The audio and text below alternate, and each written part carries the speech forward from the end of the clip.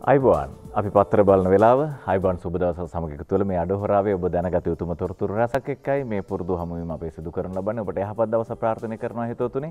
අද මුලින්ම හිත සුව දනවන කාරණා කිහිපයක් ඉදිරිපත් කරන්නට හිතුවා. විශේෂයෙන්ම කොළඹ සහ තදාසන නගරවල ලංකාවේ කුමන නගරයක් වුණත් කාර්යබහුල වේලාවන්හිදී මිනිසුන්ට ඇති කරන්නේ පීඩාකාරී මතකයක් සහ අත්දැකීමක්. ඊතරම්ම වාහන තදබදයක් තිබෙනවා. ඒ වාහන තදබදය ඇතැම් විට රියදුරන්ගේ සහ පදිකයින්ගේ නොසලකිල්ල අර කැරපුතු ගමනින් යන කුඩා වාහන ඔවුන් කිසියම් විනයක් අනුගමනය කරන්නේ නැහැ. ලෝකයේ දියුණු රටවල පවතිනා වූ මාර්ග නීති රීති සහ රියදුරන්ගේ යහ පුරුදු ඔවුන් අනුගමනය කරන්නේ නැහැ. ජීවිතයේ සියලු පමාවන් මහමගින් අල්ලන්නට ඕන උත්සාහ ගන්නවා. ඒ නිසා තමයි නියෝජ්‍ය පොලිස්පති අජිත් රෝහණ මහතා කියා සිටින්නේ දෛනිකව සිදුවන අනතුරු වලින් 13 දෙනෙක් පමණ ජීවිතක්ෂයට පත්වන බව ශ්‍රී ලංකාවේ ඉතාම වාසනාවන්ත තත්ත්වයක්.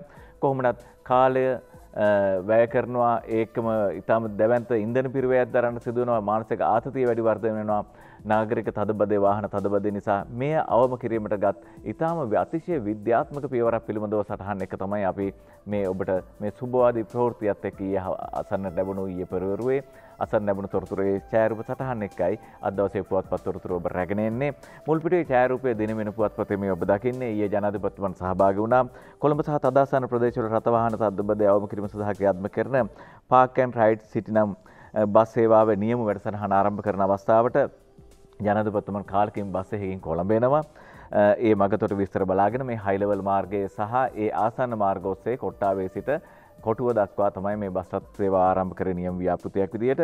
ඒ අවස්ථාවේ සටහන් තමයි මේ ඔබ දකින්නේ. එහිදී විශේෂයෙන්ම මේ සටහන ඇතුළු පිටු සටහනේ කියා සිටින්නේ කොළඹ නගරයේ ආශ්‍රිත වාහන තදබදයට පිළියමක් පාක් ඇන්ඩ් රයිඩ් බස් රථ සේවාවේ පළමු අදිරි ජනපති අතින් ආරම්භ වෙච්ච තොරතුර.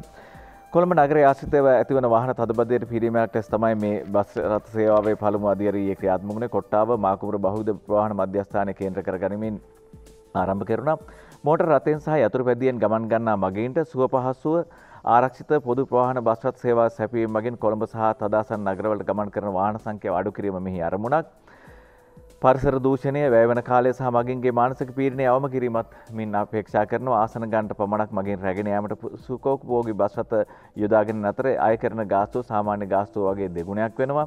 නැවතුම්පොළ සීමිත සංඛ්‍යාවක් පමණ මගින් නන්වා ගැනීම අඩු කාලයකින් ගමනාන්තය කරා ළඟා වීම ආචාරශීලී සුහද ආකර්ශනීය ප්‍රවාහන සේවාවක් සැපයීම තමයි මේ තාක්ෂණය උපයෝගී කරගෙන දිනපතා කරන පසුවිපරම් ආදී මගින් අංග සම්පූර්ණ ප්‍රවාහන සේවයක ඉතාම කාර්යක්ෂම ඒකම සුව පහසු කොහොමද ළංගමේ තිබෙනා වූ ප්‍රධාන කාරණාවක් තමයි ඉක්මනින් සහ පහසුවෙන් මගින් ගමනාන්තය කරා රැගෙන යාම තමයි ළංගම ආරම්භයේ තිබිච්ච ජනතාවාදී අරමුණු. මේ අරමුණු සාක්ෂාත් කරගැනීමේ මූලික අභිප්‍රායයෙන් තමයි මේ කටයුත්තට දියත් කරේ. ඒ කටයුත්තේ සමාරම්භක පියවර තිබුවේ.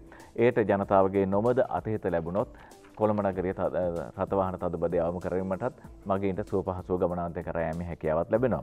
ඊට පස්සේ ඒ පිටුවේම තිබෙන දකුණු ආසියාවේ ලොකුම ටයර් කම්හල ආරම්භ කිරීම පහුගිය දවසක ජනාධිපතිතුමන්ගේ සහභාගීත්වයෙන් සිදු වුණා. අපි ඒ පිළිබඳව ඡායාරූප සටහන් කිහිපයකට ඔබේ අවධානය යොමු කරන්නේ දිනමින 7 වෙනි පිටුවේ දකුණු ආසියාවේ ලොකුම ටයර් කම්හල හොරණදී විවෘත වෙච්ච අවස්ථාව අපේ විදේශ විනිමය සංචිත ඉතිරි කිරීමට සහ ශ්‍රී ලංකාවේ සිදු කෙරෙනා වූ මෙවන් ව්‍යාපෘතියක මහිමය ඒ කියන්නේ ඒ ජනතාවට අපේ ආර්ථිකයට ඉතාම හොඳ කාරණාවක් බවට පත් වෙන විශේෂයෙන්ම දකුණු ආසියාවේ විශාලතම ටයර් කම්හල පෙරේදා තමයි හොරණදී විවෘත වුණේ.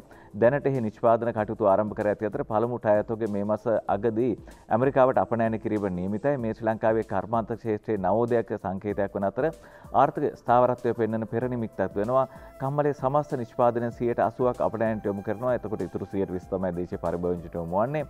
මේ වන විටත් දේශීය අවශ්‍යතා සඳහා මේ වන විට ජපානය, ප්‍රංශය ආදී රටවලින් ටයර් ආනයනය කරන බව රහසක් නෙමෙයි. හොරණ ටයර් ප්‍රචලිත වීමෙන් පසු ටයර් ආනයනය නවතා දැමිය හැකි වෙනවා. ඒ මගින් විශාල විදේශ විනිමය ප්‍රමාණයක් ඉතිරි කර ගැනීමේ හැකියාව ලැබෙනවා. ඒ සාධනීය කාරණා දෙක පළමු සටහන විදිහට අපි පුවත්පත් තොරතුරු අතර ඉදිරිපත් කරේ. ඊළඟ ප්‍රකාශය ජනාධිපතිතුමන්ගේ එයත් ඔබේ අවධානය ලක් යුතු කාරණාවක් නිසා තමයි මම මුලින් මේ තෝරගත්තේ. දිනමින ප්‍රධාන සිරස්තලයටත් ඉහළින් වූ සටහන ජනාධිපතිතුමන් ප්‍රකාශ කරනවා ශ්‍රම අභිමානය සුරකින නිපුණතා සමාජයක් බිහි කරන අධ්‍යාපන ක්‍රමයක් ඇති කරනවා යනුවෙන් නව සාමාන්‍යකරණයේ යටතේ ශ්‍රම අභිමානය සුරැකෙන නිපුණතා පූර්ණ සමාජයක් බිහි කරන අධ්‍යාපන ක්‍රමයක් හඳුන්වා දෙන බවයි ජනාධිපති ගෝඨාභය රාජපක්ෂ මහතා මීගමුව බෙනඩික්ට් කතෝලික උසස් අධ්‍යාපන ආයතනයේදී ඊයේ ප්‍රකාශ කරනු ලැබුවේ. එහිදී කියා සිටි ප්‍රකාශ කළ ජනාධිපතිතුමාගේ ප්‍රකාශය තවත් උපුටා දැක්වීමක්. අපේක්ෂිත ආර්ථික ඉලක්ක කෙටි කාලයක් තුළ සපුරා ගැනීම සහ වේගවත් සංවර්ධනයක් ඇති කිරීම සඳහා අවශ්‍ය ජාතික අධ්‍යාපන ප්‍රතිපත්තිය මේ වන විට සකස් කර අවසන් බව ජනාධිපතිතුමන් අදහස් පළ කරනවා. මේගම බෙනඩික් කතෝලික උසස් අධ්‍යාපන ආයතනයේ උපාධි පාඨමාලා ලියාපදිංචියේ සමාරම්භක නිල උත්සවය තමයි ජනාධිපතිතුමන්ගේ සහභාගීත්වයෙන් කාදල් හිමිපාණන්ගේ සහභාගීත්වයෙන් පවත්වනු ලැබුවේ. ඒ එක්කම විශ්වවිද්‍යාල අධ්‍යාපනයේ විශිෂ්ට ප්‍රමිතියකට නැංවීමට ඉහළ ප්‍රමුඛත්වයක් දීම තම අපේක්ෂාව බව ජනාධිපතිවරයා පැවසුවා. ඒ සඳහා සියලුම විශ්වවිද්‍යාල සුහුරු විශ්වවිද්‍යාල බවට පරිවර්තනය කරමින් තාක්ෂණික දැනුමින් සහ අනාගත තාක්ෂණික දැනුමින් පිරි අනාගත පරපුරක් බිහි කිරීමේ අවශ්‍යතාවක් තිබෙන බවත් එතුමන් පෙන්වා දුන්නා. විශේෂයෙන් මේ සුහුරු අධ්‍යාපන ක්‍රමවේදය විශ්වවිද්‍යාල වලට නුහුරු දෙයක් නෙමෙයි. ඒ නිසා මේ දවස්වල අධ්‍යාපනය ඔන්ලයින් ඔස්සේ අධ්‍යාපනය හදාරීමට විශ්වවිද්‍යාල දරුවන්ට හැකියාව ලැබී තිබෙනවා. මෙන්න මේ කාරණා එක්ක තමයි අද දවසේ ඒ නව අධ්‍යාපන ක්‍රමවේදයන් පිළිබඳ ජනාධිපතිතුමන්ගේ අදහස් දැක්වීම ඉදිරිපත් කරන්නේ. දැන් අපි ප්‍රධාන සරස්තලයට යමු වන්නේ ඊයේ අසන්න ලැබුණු අධිකරණයේ ආශ්‍රිතව අසන්න ලැබුණු කාරණාව පාස්කු ඉරිදින ප්‍රහාරය වළක්වා නොගැනීම මෛත්‍රී රනිල් පූජිත් හේමසිරිට එරෙහි පෙස්සම් විභාගයේ මාර්තු 8 වෙනිදා සිට බුද්ධි තොරතුරු ලැබී තිබියදීත් පාස්කු ඉරිදින ප්‍රහාරය වළක්වා නොගැනීම සම්බන්ධයෙන් හිටපු ජනාධිපති මෛත්‍රීපාල සිරිසේන, හිටපු අගමැති රනිල් වික්‍රමසිංහ, හිටපු පොලිස්පති පූජිත් ජයසුන්දර, හිටපු ආරක්ෂක ලේකම් හේමසිරි ප්‍රනාන්දු ඇතුළු පිරිසකට එරෙහිව ගොනු කර ඇති මූලික අයිතිවාසිකම් පෙස්සම් 12ක් විභාගයේ ලබන මාර්තු මාස 8, 9, 10 දිනවල සිදු කිරීමට සත්පුද්ගල විනිසුරු මණ්ඩල ඊයේ තීරණය කළා. ඒ කාරණාවලදී අපිට තවදුරටත් අසන්න ලැබෙන පෙස්සම් සම්බන්ධයෙන් විරෝධතා ගොනු කිරීම සඳහා එහි වගඋත්තරකරුවන් දෙදෙනෙකුන හිටපු ආරක්ෂක මාණ්ඩලික ප්‍රධානී රවීන්ද්‍ර විජේගුණවර්ධන සහ හිටපු නාවික හමුදාපති පී.එල්. ද සිල්වා යන මහතුරුන්ට පෙබරවාරි 8 වෙනිදා තෙක් කල් ලබා දීම සිදු කෙරුණා. 2019 වසරේ අප්‍රේල් මාස 21 වෙනි දින සිදු කරන පාස්කු ත්‍රස්ත ප්‍රහාරයෙන් විදේශිකයන් 37 දෙනෙකු ඇතුළු 359 දෙනෙකු මිය ගිය අතර විශාල පිරිසක් තුවාල ලැබුවා. විශාල දේපල හානියක් සිදු වුණා. මේකේ ප්‍රහාරය සිදුවිය හැකි බවට ඊට පෙර බුද්ධ්‍යංශවලින් තොරතුරු ලැබී තිබුණ නමුත් ඒ වළක්වා ගැනීමට වගඋත්තරකරුවන් කටයුතු කර නැතැයි පෙස්සම් පරුවන් චෝදනා කරනවා. එමගින් මූලික අයිතිවාසිකම් උල්ලංඝනය වී ඇති බැවින් ඔවුන්ට එරෙහිව නීතිමය පියවර ගන්නා ලෙස පෙස්සම් මගින් ඉල්ලා තිබෙනවා.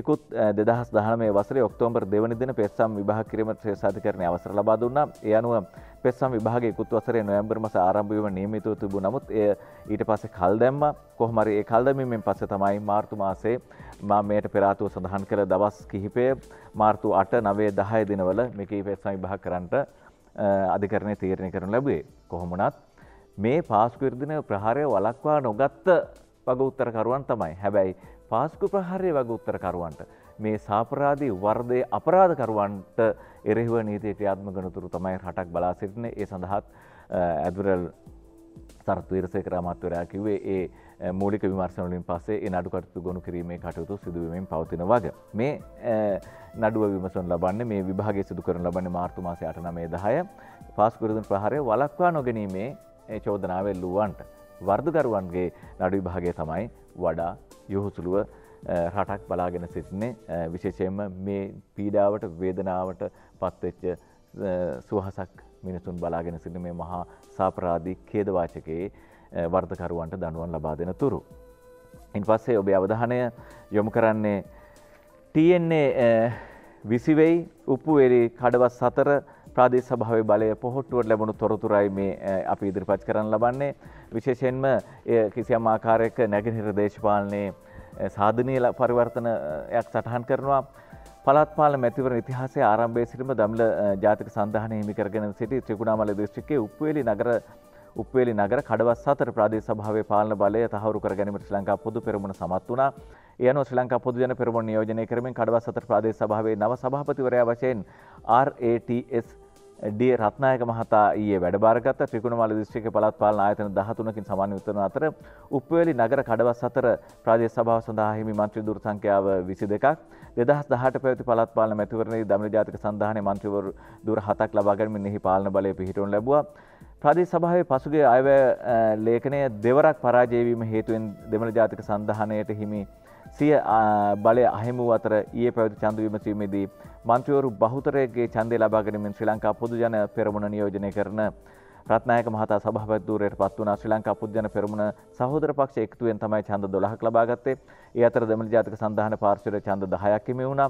ශ්‍රී ලංකා පොදු ජන පෙරමුණ මන්ත්‍රීවරු 5 දෙනා සමග ශ්‍රී ලංකා නිදහස් පක්ෂය නියෝජනය කර මන්ත්‍රීවරු 2 දෙනාද එක්සත් ජාතික පක්ෂය නියෝජනය කර මන්ත්‍රීවරු 2 දෙනාද සිය ඡන්ද භාවිතා කළා. EPDP සංවිධානයේ දමළ සමාජ ප්‍රජාතන්ත්‍රවාදී පක්ෂය ශ්‍රී ලංකා මුස්ලිම් කොංග්‍රස් යන පක්ෂවලින් ප්‍රාදේශ සභාවට පත් වූ මන්ත්‍රීවරුන් 3 දෙනාද ශ්‍රී ලංකා පොදු ජන පෙරමුණට පක්ෂව ඡන්දය ලබා දීලා කලක් තිස්සේ පැවති ඉතාම ජනතාවාදී නොවන පාලනය කොටස් වෙළඳපොළ පැත්තෙන් අපට අසන්න ලැබෙන ඉතාම හොඳ සාධනීය තත්ත්වයක් වර්ධනයක් වසර ගණනාවකට පස්සේ ඒ ජාත්‍යන්තර වශයෙන් තහවුරු වී තිබෙනවා. මෙන්න මේ විදිහට ඉහළ කාර්ය සාධනයෙන් කොළඹ කොටස් වෙළඳපොළ ලෝකෙම 2 ලොව ඉහළ කාර්ය සාධනයක් වාර්තා කර දෙන කොටස් වෙළඳපොළ අතර දෙවැනි ස්ථානයේ කොළඹ කොටස් වෙළඳපොළ පත්ව තිබෙන බව COVID-19 වසංගත තත්ත්වයේ හැමුවේ ලෝකයේ සෑම රටකම ආර්ථිකයේ බරපතල ලෙස කඩාවැටීමකට ලක්වද කොළඹ කොටස් වෙළඳපොළ සියලු කොටස් වෙළඳ දර්ශකය 2020 දෙසැම්බර් මාස 31 සහ ජනවාරි 2021 ජනවාරි 13 අතර කාල පරිච්ඡේදයේ 9.8%ක වර්ධනයක් සැලසුම් කර තිබෙන බව බ්ලූම්බර්ග් ආයතනය සඳහන් කරනවා. ඒකම කොටස් වෙළඳපොළ තනි ඒ අතර කොටස් වෙළඳපොළ ඉතිහාසයේ තවත් වාර්තාවක් අලුත් කරමින් තනි දිනක් තුළ වාර්තා වූ වැඩිම ගණදුණු ප්‍රමාණය වාර්තා කළ වගත් ඔබට ඊයේ අපේ ප්‍රවෘත්ති ප්‍රකාශයෙන් අසන්න ලැබුණා. ඒ ආර්ථිකයේ කිසියම් ආකාරයක ප්‍රසාරණීය තත්ත්වයක් වශයෙන් හඳුන්වා දිය හැකියි. ඊට පස්සේ බොදුනු දහම් පාසල් පැවැත්වෙන ඉරිදා ඒ පිළිබඳව සටහන බස්නාහිර හුදකලා කළ ප්‍රදේශ හැර බස්නාහිර සහ හුදකලා කළ ලංකාවේ සෙසු ප්‍රදේශවල හැර බෞද්ධ දහම් පාසල් හෙට සිට යටි ආරම්භ වෙනවා. බස්නාහිර පළාතේ හා හුදකලා කළ ප්‍රදේශවල හැර සෙසු ප්‍රදේශවල පිහිටි බෞද්ධ දහම් පාසල් හෙට ඒ කියන්නේ 17 වෙනිදා සිට නැවත ආරම්භ කිරීමට කටයුතු සැලසුම් කර තිබෙන බව බෞද්ධ කටයුතු දෙපාර්තමේන්තුව ප්‍රකාශයක් විදියට මේ අවස්ථාවේ සඳහන්ව තිබෙනවා. රංජන් රාමනායක දැන් ඔහුගේ ප්‍රජායතිය වසර 11කට අහිමි කියන කාරණාව අධිකරණ තීන්දුවත් එක්ක නීතිඥ ප්‍රතිභා මහානාම හේවා මහතා මේ කියා සිටින්නේ. ඒකට කාරණා වශයෙන් සටහන් කරන්නේ සිව් වසරක සිරදඬුවම් ඒකම ඒ සිරදඬුවම ආරම්භ නිමු දවසේ ඉඳලා වසර 7ක් ප්‍රජායතිය හසු කාරණාව එනම වසර 11ක් රංජන්ගේ ප්‍රජායතිය වසර 11කට අහිමි කියා මහාචාර්ය නීතිඥ ප්‍රතිභා මහානාම හේවා මහතා කියන්නේ රංජන් රාමනායකට වසර 11ක් යනතුරු සිය ප්‍රජායතිය අහිමි වන බවින් එම කාලය තුළ ඔහුට කිසිදු මැතිවරණයකට ඉදිරිපත් වෙන්න නොහැකි බවයි මහාචාර්ය නීතිඥ ප්‍රතිභා මහානාම හේවා කියන්නේ. මේ සම්බන්ධයෙන් දිනමින කළ විමසීමකදී එම මහතා කියා සිටි ඔහුගේ ප්‍රජායතිය හවුසු වන්නේ සිරදඬුවම් දී ඇති වසර 4ද ඇතුළුව ඉදිරි වසර 4ක්ද සමග වසර 4ත් ඉදිරි වසර 7ක්ද සමගින් ඒ කියන්නේ වසර 11කට ප්‍රජායතිය හවුසේ කියා තමයි කියන්නේ. අපිට පස්සේ යමු වෙනවා දිව ඉන පුවත්පතේ මුල් පිටුවර දිව ඉන මුල් පිටුවේ කියන්නේ ශිෂ්‍යත්ව කඩේම් ලකුණු ඊයේ විභාග දෙපාර්තමේන්තුව මගින් ඊයේ රාත්‍රියේ නිකුත් කරන ලැබුවා. ඒ කඩේම් ලකුණු තමන් බලාපොරොත්තු වෙමින් ඉන්න පාසල ලැබෙනවද නැද්ද කියන සිහිනය සැබෑ කරගන්න පුළුවන් අවස්ථාව. මෙන්න ශිෂ්‍යත්ව කඩේම් ලකුණු වෙයි කොළඹ රාජකීය 193යි කොළඹ විශාඛා ලකුණු 194යි. 20 වසර ශිෂ්‍යත්ව විභාගයේ ජනප්‍රිය පාසල් සඳහා ඇතුළත් වීමේ කඩේම් ලකුණු අධ්‍යාපන අමාත්‍යාංශය ඊයේ නිකුත් කළා. ඒ පිළිබඳ සටහන් පුවත්පත් හැම එකම අද දවසේ තිබෙනවා. විශේෂයෙන්ම ඒ සටහන් අතර අපිට ඉදිරිපත් කිරීමේ හැකියාව තිබෙන්නේ රාජකීය 193යි විශාඛා 194යි ධර්මරාජ 192යි ආනන්ද විද්‍යාලය 191යි දේවි බාලිකා 191යි මලියදේව 191යි මේ ආදී වශයෙන් තමයි ඒ තොරතුරු ඒ දරුවන් මේ වෙනකොටත් දන්නවා ඇති. ඊට පස්සේ එංගලන්ත ක්‍රිකට් පිලේ ඉන්න හෝටලයේ දෙදෙනෙකුට කොරෝනා වැළඳිච්ච තොරතුරු ඊයේ අසන්නට ලැබුණා. නාවලපිටිය සහ මොණරාගල නාගරික සීමාවන්ට සංචරණ සීමා පැනවීමට සෞඛ්‍ය බලධාරීන් ගත් පියවර. මීගොඩ කර්මාන්ත ශාලාවක 55 දෙනෙකුට කොරෝනා ආසාදිත වී තිබෙනවා. 512 දෙනෙක් ඊයේ සුවය ලබා නික්ම ගිය තොරතුරත් අසන්න ලැබුණා. ETI අධ්‍යක්ෂ කලාට ඇප ලබා දීමට ඇප ලබා නොදෙන්නයි කියලා ඉල්ලීම් බලවත් නැති නිසා එහෙම කරන්නට සිදු වුණු වගේ තමයි අධිකරණයේ පාර්ශ්වයෙන් අහන්න ලැබුණේ. ETI සමාගමේ තැන්පත් කරන රුපියල් බිලියන 6.48ක මුදලක් වංචා කිරීම, එකේ මුදල සාපරාධී සාවද්‍ය පරිහරණය ඇතුළු චෝදනාර්ථය තමයි රක්ෂිත බන්ධනාගාර ගත කර සිටියේ. එහි අධ්‍යක්ෂවරුන් සිව් දෙනා ඔවුන් අපමත මුදා හැරීමට කොළඹ ප්‍රධාන මහේස්ත්‍රාත්වරයාට ඊයේ නියෝගයක් නිකුත් කිරීමට සිදු වූ තොරතුරයි මේ අතර අසන්න ලැබෙන්නේ. ඊට පස්සේ අනුරාධපුර පැත්තේ ළමා නිවාසයක දැරිවියන්ට සිදු හිංසා පීඩාවන් සහ ඔවුන්ගේ අනාරක්ෂිතව රඳවා තබා ගැනීම පිළිබඳව වරදට අමන්ති දේවී පාලිකාව 18 දක්වා රිමාන්ඩ් බහරයට පත් කිරීමට පියවරගෙන තිබෙනවා. අනුරාධපුර ප්‍රධාන මහේස්ත්‍රාත් හා දිසාවෙන උසුරු ජනක ප්‍රසන්න සමරසිංහ මහතා ඒ පිළිබඳව සටහන් අපි උපුටා දක්වන්නේ දිවයින පුවත්පතේ. ඉන් පස්සේ ලංකාදීප පුවත්පතේ ප්‍රධාන සිරස්තලයේ කියා සිටින්නේ කොස්කොටදී මහ මෙහෙයුමක් ලැටිගේ කුඩු වදින සුපිරි බසය බස් තේනේ මිනිස්සුන්ට යන්න කුඩු වදින නෙමෙයි මිනිස්සු නොවදින සුපිරි බසයෙන් මේ විදියට කුඩු ගෙනහැල්ලා මාට්ටුණා. ඊයේ පොලිසියේ උකුසු ඇසට අහු වුණා. කෝටි 20ක අයිස් එක්ක බ්‍රෝකරුත් කොටුවේ බසේ මාසික කුලිය ලක්ෂ 6.5යි.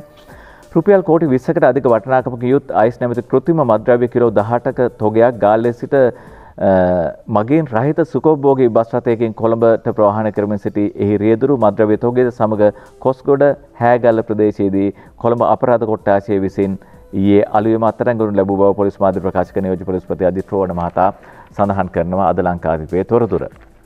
ඊට පස්සේ කොරෝනා පිළිබඳව ඔබ දැනගත යුතු තොරතුරු කොරෝනා 51594 නගිනවා 44259ක් සුවය ලබනවා අටලුගම PCR 6000කින් 1059කට කොරෝනා ඒ අනුව තමයි නමුත් අටලුගම් ප්‍රදේශයේ ඊයේ ප්‍රාදේශීය ලේකම්වරයා කිව්වේ ලොක්ඩවුන් කරලා තිබෙන වසාදැමු ප්‍රදේශ ඒ තත්ත්වෙන් මුදා හැරීමට පියවර ගන්නා වග සෞඛ්‍ය බලධාරීන් සහ ඒ ප්‍රදේශයේ ජනතා නියෝජිතයන් සමග කරන සාකච්ඡාවකින් පස්සේ ඉන්පස්සේ තවත් තොරතුරකට ඔබ අවධානය යොමු කරන්නේ සභානායක කාර්යාලය විධායක නිලධාරී කැන්ටිම වසා දැමීමට ගත්තේ පියවර දියවන්නා පොකුර 14 නගිනවා මැති සභා මන්ත්‍රී රැස්වීමත් කල් යන ලකුණු පාර්ලිමේන්තුවේ කොරෝනා ආසාදිතයන් තව 5 දෙනෙකු හමු වීම සමග කියන්නේ ජනතා නියෝජිතයින් නෙමෙයි සභානායක කාර්යාලය සහ විධායක නිලධාරීන්ගේ ආපන ශාලාවද පාර්ලිමේන්තු ප්‍රධානීන් විසින් ඊයේ සම්පූර්ණයෙන් වසා දැමූ වග මෙන්න ඔබ දැනගන්න ඕන තොරතුර කතානායකට මන්ත්‍රී 15කට මෙත් සභාවේ මහලේකම් ඔවුන් නෙගටිව් වී තිබෙනවා. අර අපි ඉස්සෙල්ලා සඳහන් කළ දයාසිරි අමාත්‍යතුමන් වාසුදේව අමාත්‍යතුමන් හකීම් මන්ත්‍රීවරයා විතරයි ජනතා නියෝජිතින් වශයෙන් ආසාදිතෙන් බවට පත් වී තිබෙන PCR පරීක්ෂා වලින් තහවුරු වී තිබෙනවා. ඔවුන්ට රෝගය වැළඳී නැති වග. ඉන්පස්සේ ඔබේ අවධානය අපි යොමු කරනවා තවත් ඇතුළු පිටු සටහන් කිහිපයකට. ඒ අතර වාරයේ ඔබ දන්නවා යාපනයේ විශ්වවිද්‍යාලයේ දරුවන් බලල්ලත් බවට පත් කරගෙන එහි දෙමළ ජාතික සන්ධානය සහ ඇතැම් වර්ගවාදී සාහසික අදහස් වලින් සිටින ජනතා නියෝජිතයන් කියා ගන්නා පිරිස් මේ ගොඩනැගෙන උතුරු දකුණු නැගෙනහිර මේ ලංකාවේ සිවුදිගින් පෙළ ගැසෙන එකම රටක උවමනාව මේ ජනතාවගේ ඒකරාජීත්වයට මහා අකුල් හෙළමින් සිටිනවා. ඔවුන්ට ජාතිවාදී ගිනිපුළුංගු ඔවුන්ගේ සිස්සතන් මත පතිත කරමින් සිටිනවා. එයයි අපි යාපන විශ්වවිද්‍යාලයෙන් පහුගිය දවස්වල දැක්කේ. කීර්ති වරංගොල සූරිය මෙවැනි සටහනක් එක් කරන්නේ එය නිමිති කරගෙන රජයේ බදු මුදල් වලින් පාලනය වන යාපන විශ්වවිද්‍යාලය තුල කොටේ ස්මාරක ඉදිකළ යුතුද? බ්‍රිතාන්‍යයේ IRA ත්‍රස්තවාදීන්ගේ ස්මාරක එරට විශ්වවිද්‍යාල තුළ ඉදිකර නැත. එසේම ඉන්දියාව රාජ්‍ය විශ්වවිද්‍යාල හොලෝ ඇසෑම් හෝ ජම්මු කාශ්මීර ත්‍රස්තයන් සැමරීමේ ස්මාරක ඉදිකරලීමට ඉන්දියාව අවසර දී නොමැත. රුසියානු ජනපති වැලඩිමිර් පුටින් චෙච්නියානු ත්‍රස්තයන්ගේ සමරු පළක චෙච්නියාව තුළ ස්ථාපිත කිරීමට ඉඩ දී නැත. එසේනම් රජයේ පාලනය යටතේ ඇති යාපනයේ විශ්වවිද්‍යාල භූමියේ කොටි ඝාතකයන් සැමරීමේ ස්මාරකයක් ඉදිකර ඊට බුහුමන් දැක්වීමට රජය අවසර දිය යුතුද? කීර්තිගේ ලිපිය හමාර වෙන මේ විදියට මේ පසුබිම් මැද මහජන ආරක්ෂක සරත් වීරසේකර පැවසුවේ රජයේ මුදල් වලින් යැපෙන ආයතනයක් තුළ මෙවැනි නීති විරෝධී ස්මාරක ඉදිකර තිබීම නීති විරෝධී බවයි. මේ ස්මාරකයට විශ්වවිද්‍යාල ප්‍රතිපාදන කොමිසමද අවසර දී නැතයි අමාත්‍යවරයා කියා තිබෙනවා. එහෙත් එම ස්මාරකය වෙනුවට සාමයේ සංකේතය නමින් තම ස්මාරකයක් ඉදිකිරීමට ක්‍රියා කරන බව හෙළි වී තිබෙනවා. මේ තත්ත්වය මත පෙබරවාරි 22 වෙනි දින ජිනීවා මානව හිමිකම් සමුළුවේදී කතා බහක් ලක් කරන මාතෘකාවක් බවට මේ පත්වේ. එම සමුළුව වෙත කොටි ස්මාරක ඉවත් කිරීමේ සිද්ධිය යොමු කිරීමට ඇතැම් ද්‍රවිඩ දේශපාලනඥයන් සැලසුම් කළ තිබෙනවා. මේ අතර ද්‍රවිඩ දේශපාලන සන්ධාන දේශපාලකයන් උතුරේ රණවිරු ස්මාරක කඩා දමන බවට තර්ජනය කළ තිබෙනවා. මෙන්න මේ වගේ ඔවුන්ගේ අන්තවාදයේ ප්‍රචලිත කරන අදහස් ඉදිරිපත් කරමින් සිටින. ඒ නිසා තමයි අපිට ලන්ඩනයේ පැත්තෙන් අහන්න ලැබුණේ, බ්‍රිතාන්‍යයේ පැත්තෙන් අසන්න ලැබුණේ මේ ස්මාරක කඩා දැමූ ශ්‍රී ලාංකිකයන් ක්‍රූර මිනිසුන් කියා ඔවුන් හඳුන්වා දෙන වගේ. දැන් අපි අගමැතිතුමන්ගෙන් දෙවියන කරනවා මුතුරාජවල තෙත්බිම සංහාරයට ඉඩ ලබා දෙනවද නැද්ද කියලා. මේ ගොඩනැගිච්ච තත්ත්වයන් එක්ක අගමැතිතුමන් කියන මුතුරාජවල පරිසර පද්ධතිය වනසන්න ඉඩ දෙන්නේ නැති වගේ, මුතුරාජවල පරිසර පද්ධතිය වෙනසීමට කිසිසේත්ම ඉඩ ලබා දෙන්නේ නැති වගේ තමයි අග්‍රාමාත්‍ය මහින්ද රාජපක්ෂ මහතා දිවයින හා කළ සංවාදයේදී කියා සිටින්නේ. තවත් ඒට වෙනස් මාතෘකාවකට ඔබේ අවධානය යොමු කරන්නේ ඒකට හේතුව දැන් ඔබ නගරයේ සුරතලයට සුනක සුරතලුන් ඇති කරනවා. ඈත ගම්දනව් වල ප්‍රශ්නයක් නැහැ. ඔවුන්ගේ සියලු ශරීර කෘත්‍යයන් ඉෂ්ට කරගන්නට සුනකයන් මුදා හැරියාම හෝ ඇතැම් විට ඔවුන් දම්වැල් වලින් ගැට ගසාගෙන නැහැ. හැබැයි තදාසන නාගරික ප්‍රදේශවල තත්ත්වය වෙනස්.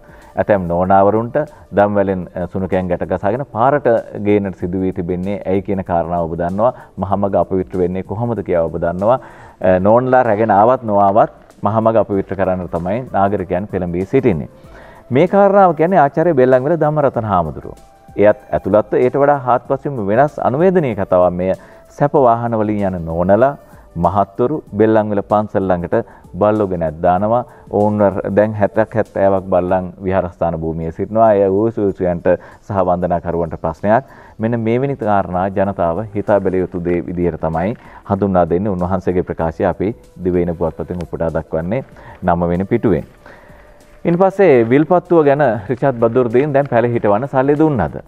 පාහියන්ගල ආනන්ද සාගර හිමියන් කියන්නේ විල්පත්තුව ගැන රිචාඩ්ට දුන් උසාවි නියෝගය ගැන රජයත් වනජීවියත් නිහඬයි කියා විල්පත්තු වන සංහාරය සම්බන්ධයෙන් හිටපු ඇමති රිචාඩ් බදුර්දීන් මහතාට ලබා දුන් උසාවි නියෝගයට දෙමසක් ගත වී ඇතත් මේ වනතුරු රජයේ ඒට නිසි මැදිහත්වීමක් කර නැති බවත් වනජීවි දෙපාර්තමේන්තුවට නිහඬ පිළිවෙතක් අනුගමනය කරමින් සිටින බවද සුරකුම ශ්‍රී ලංකා සංවිධානයේ සභාපති හිමිපාණන්ගේ ප්‍රකාශයයි.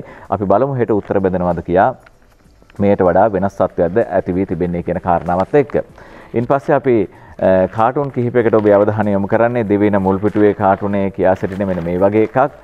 රනිල් වික්‍රමසිංහ මහතාගේ පක්ෂ ප්‍රතිසංවිධාන පියවර කිහිපය පිළිබඳව තමයි මේ බොහෝ තොරතුරු අපිට මුලින්ම හමුවන්නේ. මෙන්න Facebook කාටුනේ එජාප නායක රනිල් කියනවා ලක්ෂ 2.5ක ඡන්ද වලින් නායකයෙක් බිහි කරන්න බෑ කියලා. තේරුනේ දැන් තමයි කියා ඔහුගේ තේරීම දැන් තමයි සිද්ධ වෙලා තියෙන කියලා මේ මතක් කරනවා. ඊට පස්සේ ශ්‍රී සමයන් දෙවියන පුවත්පතෙන් උපුටා දක්වන්නේ අලුතෙන් පත් කළ සභාපති ලේකම් උපනායක තනතුරු දරන අය රනිල් මහත්තයාගේම පාර්ලිමේන්තු නියෝජනයේ රනිල් මහත්තයාම පාර්ලිමේන්තු නියෝජනය කළ යුතුයි කියලා කියනවා බං. ඒ පත් කළ කට්ටිය කියනවලු පාර්ලිමේන්තු හිමි වූ අසුනට රනිල් මහත්තයාම යන්න කියලා. ඒකනේ ඒ අයව ඒ තනතුරු වලට පත් කළේ කියලා නොදන්න අයට මතක් කරලා දෙනවා. ඊට පස්සේ මේ දිනමින පුවත්පතේ වෙලාව බලන්නට මොහොතක් ඉඩ තිබෙනවා. අපි තත්පර 10කින් වෙලාව බැලීමට වෙනවා. ඊට පස්සේ අපි ඔන්න දිනමින පුවත්පතට හරි. දැන් වෙලාව බලන වෙලාව.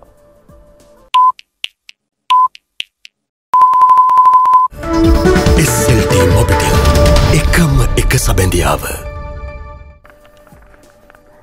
මේ ඇත්ත නැත්ත උපුටා දක්වන්නේ දිනමිනෙන්. ගෙම්බන් කෑ ගැහුවේ ඉස්සර සජිත් කියා. දැන් කෑ ගහනවලු උන් ටික රනිල් සොයා. ලේකම් වූ පසුව රංගේ මහත්තයා ඔහු පිළිගන්න අකමැත්තෙන් රවිත් ගියා. ඔහු පිළිගන්න අකමැත්තෙන් රවිත් ගියා. දැන් රවි කරුණානායක මහත්තයාට වෙච්ච ඉරණම ගැන තමයි කනගාටුවෙන් කතා කරන්නේ බොහෝ දෙනෙක්. දුරකථනයේ කට්ටියත් එහෙමයි. අපි අද අවසන් කව්පදේ උපුටා දක්වන්නේ අනුරාධගේ සටහන දිවයින පුවත්පතෙන්. වැඩ ඇරඹුණා සුබ නැකතට හොරණටය ජනපතිතුමාටයි ලැබුණේ එතන චිය. අපි දුන්න ඉඩම් කිය කිය උණු නමුදු ෆය දන්නේම නැතුව කැපුණා දුරකථනයේ වයර්. ඕකයි තත්ත්වේ අනුරාධගේ සටහන. ඔබට අපි ප්‍රාර්ථනා කරනවා නිරෝගී සම්පන්න සෞඛ්‍ය සම්පන්න දවසක් ඔබට යහපත ප්‍රාර්ථනා කරනවා. හෙට උදෑසන 4ට අපි පුවත්පත් වලින් හමු වෙන්නේ. එවන ඔබට යහපතක්ම වේවා. ආයිබෝන්. එකින් ඔබට ගිහිලා ජනතාවාදී ප්‍රාදේශ සභා පාලනයක් පිණිස ඉඩකඩ වෙන් කර ගැනීමේ හැකියාව ඔවුන් ඇති කරගත්තා. මම හිතන්නේ එය සිහල දෙමළ මුස්ලිම් ભેදයකින් තොරව නැගෙනහිර කඩවස් අතර ප්‍රාදේශ සභාවට අයත් ජනතාව ලැබූ ජයග්‍රහණයක් වශයෙන් අපිට හඳුන්වා දී හැකියි. අපි තවත් තොරතුරු කිහිපයක් ඉදිරිපත් කරමින් සිටින්නේ